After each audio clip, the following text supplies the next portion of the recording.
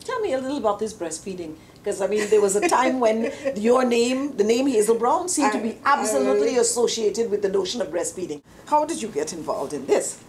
Actually, it came out of a Housewives Association work, even though Tibbs emerged afterwards. Alison White, who was one of our members of executive, persuaded us that this was a matter that needed attention in Trinidad and Tobago because the numbers of women breastfeeding was not sufficient.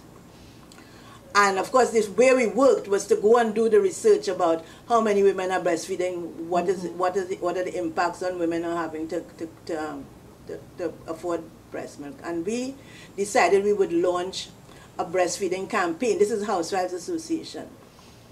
Very interesting history again.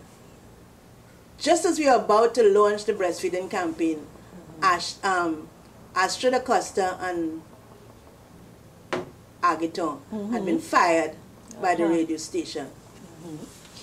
And we had been working with them on a lot of other things. So we said to them, why don't you all come and work with us? That was their first job. We gave Ample their first job to create a breastfeeding campaign for Trinidad and Tobago. And it was the most amazing, it is a campaign that has now become a model for campaigns throughout the world. Because what they did was, you know how women listen to soaps on the radio? They actually created a radio soap with the stories of breastfeeding through the ages. So every morning you would get a different story, what happened to breastfeeding in Africa, in Asia. Interesting stories about how women managed to organize the breastfeeding. And as I said, it became, for the International Breastfeeding Association, a model of a methodology for a breastfeeding campaign. We also had very good support from the government of the day, and I always talk about Errol Mahabir, because he was the minister responsible for gender and women's things then. And he gave us the money that we asked him for to pay for the campaign. Wow. And of course, that brought us in touch with people like Michael Camps and David Bratt, who would, and Marilyn Stolmeyer, who was then offering a prenatal service, to create a permanent organization regarding the promotion of breastfeeding, because that was not the Housewives Association remit. It was going to be overall a lot of other kinds of issues and stories that had to be done. And I'm very proud of breastfeeding work because, like I said, I was pregnant with Natasha at the time, so she was named as the breastfeeding baby.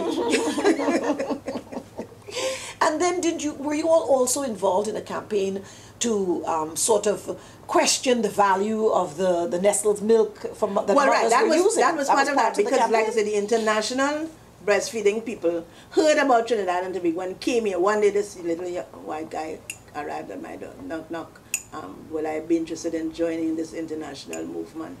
And this was the campaign of the international movement, the Nestle boycott. They were about to go to Geneva to the World Health Organization meeting. Would I go? And that was my first foray into international advocacy and lobbying, because I went to Geneva as part of the Breastfeeding Alliance team, and understood what lobbying means. That just means you capture the guys in the lift and you hang out in the lobby. That's why it's called lobbying. To catch them as they're going up, and you go in the elevator and start talking to them and say, this is our position, what is yours, are you going to support that?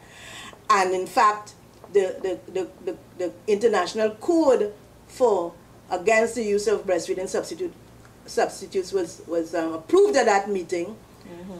We were very proud of our Trinidad and Tobago representation, because Elizabeth Kwamina was the head of the delegation, and Kamaluddin Mohammed was the chairman of the WHO.